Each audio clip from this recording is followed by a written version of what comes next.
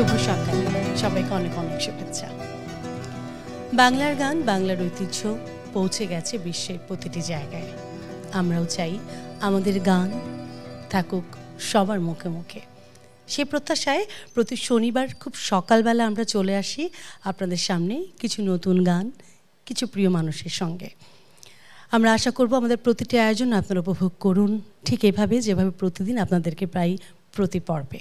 প্রিয় দর্শক, আজ আমরা আমন্ত্রণ জানিয়েছি সঙ্গীত শিল্পী আমাদের সবার প্রিয় সাফিয়া আফরোজ ইথি। তার কাছ থেকে শুনবো কিছু ভালো লাগার, ভালোবাসার গান, জানবো কিছু কথা।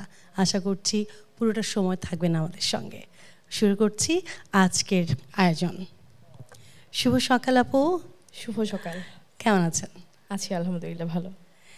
আপনাকে আমন্ত্রণ আমাদের আজকের এই অনুষ্ঠানে। আমরা চমৎকার একটা সকাল আজকে পেয়েছি এবং চমৎকার একজন মানুষকে পেয়েছি যাকে দেখতেই ভালো লাগছে এবং আশা করছি যে পুরো আয়োজন জুড়ে সেই ভালো লাগার ছোঁয়াটা থাকবে। প্রথমে জানতে চাই আপুর সময় কেমন করে কাটছে এখন গানকে নিয়ে, আপনার কাজ নিয়ে, অন্যান্য কাজ নিয়ে? আমি মূলত সরকারি চাকরিজীবী, পুলিশে আছি, সাব ইন্সপেক্টর। মূলত গানটার পেছনে খুবই কম সময় দেওয়া হয়, চাকরিতেই বেশি সময় দেই এবং চাকরির ফাঁকে যখন সময় পাই তখন গানের পেছনে সময় দেওয়া হয়। শুনবো আরও কথা, তবে একটা গান দিয়ে শুরু করতে চাই। কি গান শোনাচ্ছেন প্রথমে? নদী চায় চলতে, তারা চায় জ্বলতে। নদী চায় চলতে, বাহ, খুব সুন্দর সুইট একটা গান, শুনি।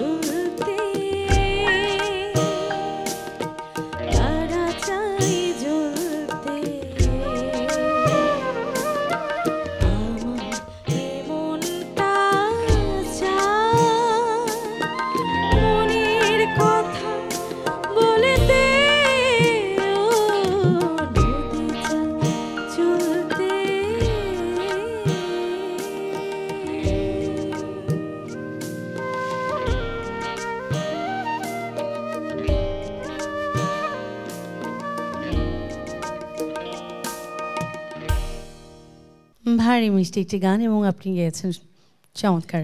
ধন্যবাদ আপু।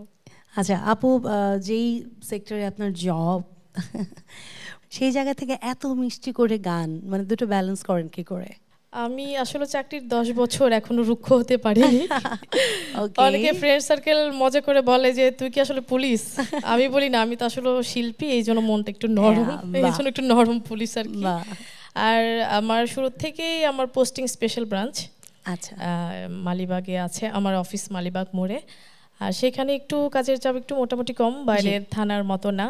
আমার ইউনিফর্ম পরতে হয় না, সিভিলে আমি অফিস করি, এই কারণে এখানে একটু গানের সুযোগ আছে। আর শুরু থেকেই পুলিশের প্রোগ্রামে অ্যাটেন্ড করি দেখে ওই জায়গায় পোস্টিং নেওয়া, এবং সিনিয়র স্যাররা পোস্টিং দিয়েছেন ওখানে যেন আমি একটু গানের প্র্যাকটিস করতে পারি, একটু গান করতে পারি। এই কারণেই অন্যান্য সেক্টর থেকে এই সেক্টর একটু চাপ কম থাকায় আমি একটু প্র্যাকটিস করতে পারি বা একটু গান করতে পারি আর কি।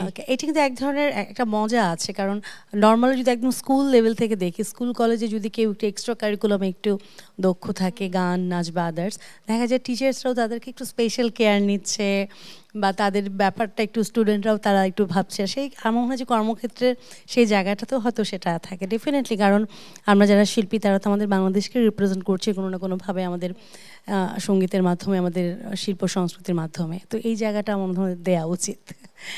এবার কোনটা শুনছি? আমি আসলে ফোক গানটাই বেশি করি, যেহেতু সকলে প্রোগ্রাম, এই জন্য একটু আধুনিক করলাম। এখন একটা ফোক গান করতে যাচ্ছি, শ্যামকালিয়া সোনা বন্ধুরে। ঠিক আছে।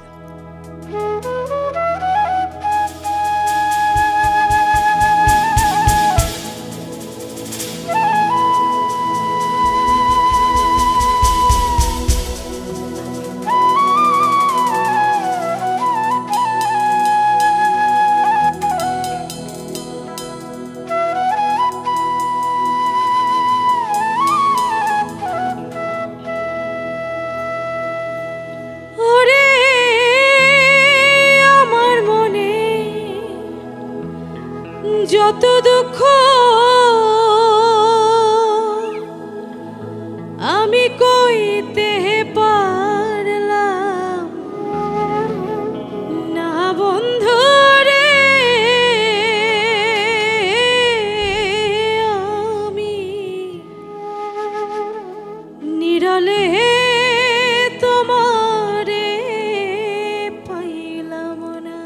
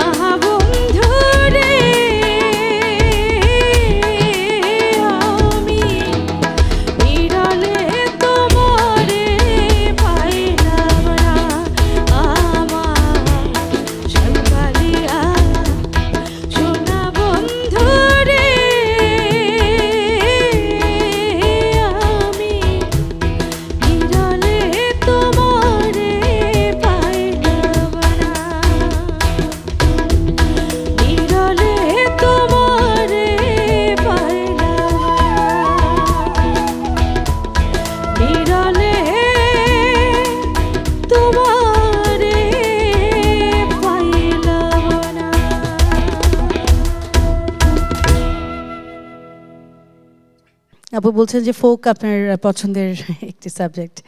আচ্ছা আপু, একটু কথা খুব জানতে ইচ্ছে করছে, আপনার গানের শুরুটা কি ছোটবেলা থেকে ছিল?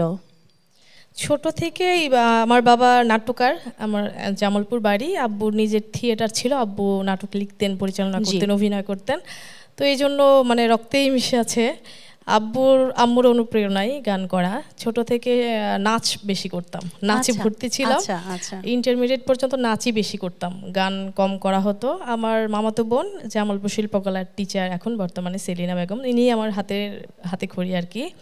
ওনার কাছেই শিখেছি, আর কোথাও আমার কখনো গান শেখা হয়নি। এরপরে ঢাকা চলে আসলাম, এখন পর্যন্ত এরকম কোথাও শেখা হয়নি, নিজে নিজেই প্র্যাকটিস করি।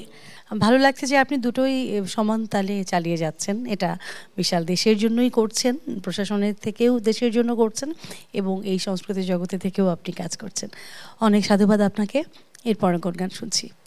আমার ছোটবেলা থেকে লালন বেশি করতাম, মানে বাবার পছন্দ ছিল লালন গীতি। জামালপুর যতদিন ছিলাম লালন গীতিই করতাম, কিন্তু ওখান থেকে চলে আসার পর এখন সব ধরনের গানই করি, লালনটা একদম কমিয়ে দিয়েছি। কিন্তু আজকে একটা লালন গীতি করব, খাঁচার ভেতর অচিন পাখি। শুনছি আমরা। তারে ধরেতে পড়লে মন বেরি দিতা পাখির পায় কেমনে আসে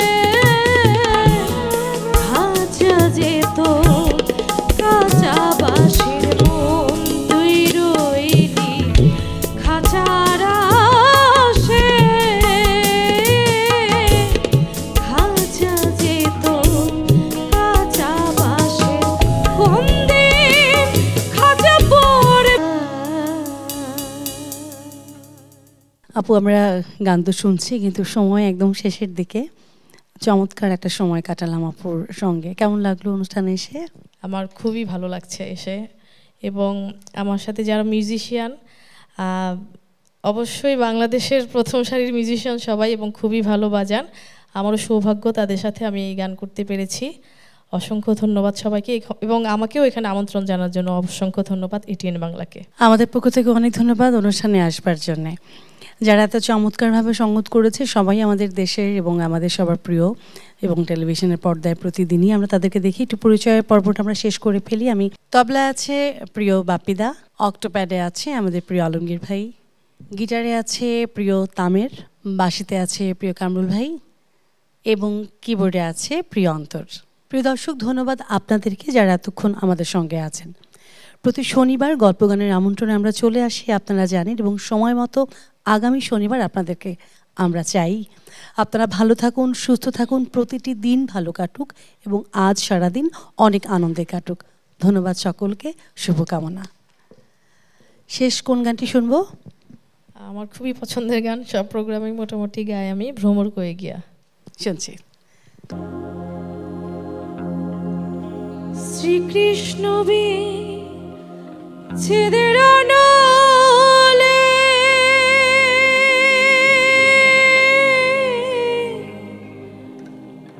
অঙ্গ যাই জলে আরে ভ্রম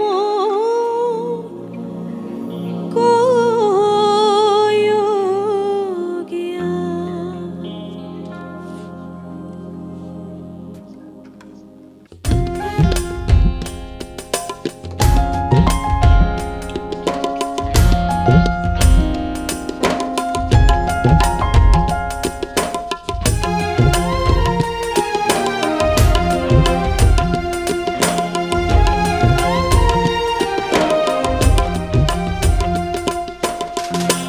ভ্রমর কয়